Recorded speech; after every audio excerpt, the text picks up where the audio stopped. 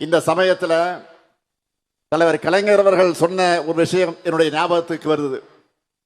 நான் உள்ளாட்சித்துறை அமைச்சராக இருந்தப்போ ஏராளமான பணிகளை முன்னெடுப்புகளை நாள்தோறும் செய்கிறத பார்த்து ஒரு விழாவில் பேசின முதலமைச்சர் கலைஞர் அவர்கள் என்னுடைய துறையில் செய்யப்பட்ட சாதனைகள் எல்லாம் அவர் பட்டியலிட்டு பேசி, நான் உள்ளாட்சித்துறை அமைச்சராக இருக்கலாமோ என்று தோணுதுன்னு சொன்னார்.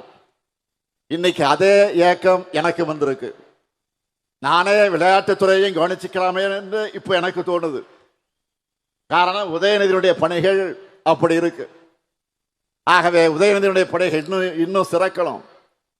தமிழ்நாட்டு விளையாட்டு வீரர்கள் இன்னும் வெற்றிகளை குவிக்கணும் என்று நான் மகிழ்ச்சியோடு வாழ்த்துகிறேன். இங்க இருக்கக்கூடிய விளையாட்டு வீரர்களுக்கு வீராங்கனைகளுக்கு நான் சொல்லிக் கொள்வது, உங்களுக்கான அத்தனை வாய்ப்புகளை நாங்கள் நிச்சயம் உருவாக்கி தருவோம்.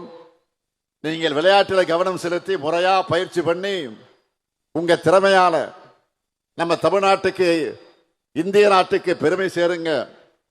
உங்களுடைய தேவைகளை நிறைவேற்றி கொடுக்க முதலமைச்சரான நானும் இருக்கிறேன். உங்க துறையுடைய அமைச்சரான துணை முதலமைச்சர் உதயநிதியும் இருக்கிறார். என் நம்பிக்கையோட உங்க சாதனை பயணம் தொடர என்னுடைய வாழ்த்துக்களை தெரிவித்து, களம் நமது, வெற்றி நமது. நன்றி, வணக்கம். செய்திகளை உடனுக்குடன் தெரிந்து கொள்ள கீழ்கண்ட கேபிள் மற்றும் டிடிஎச் நெட்வொர்க்குகளில் எம்நாடு செய்தி தொலைக்காட்சியை காணுங்கள். பாதகம் செய்பவரை கண்டால் நாம் பயம் கொள்ளலாகாது பாப்பா. மோதி மிதித்துவிடு பாப்பா, அவர் முகத்தில் உமிழ்ந்துவிடு பாப்பா. அண்மை செய்திகளை உடனுக்குடன் தெரிந்து கொள்ள இணைந்திருங்கள் எம்நாடு தொலைக்காட்சியுடன்.